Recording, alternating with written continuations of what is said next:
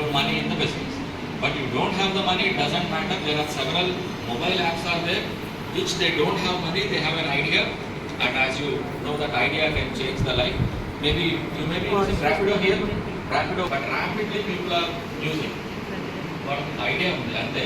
Hotels వాడని కాదు, customer ఆ గ్యాప్ని ఒక యాప్ ద్వారా వాళ్ళు ఫిల్ చేశారు. That's it. So there are several apps are there.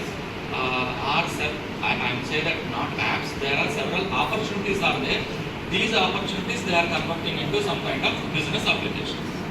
Then you have to be young to become an entrepreneur.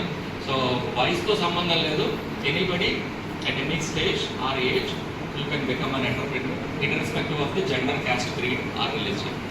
Then you must have a degree to be an entrepreneur. So education qualification కూడా అవసరం లేదు. చాలా మంది successful ఎంటర్‌ప్రెన్యూర్స్‌కి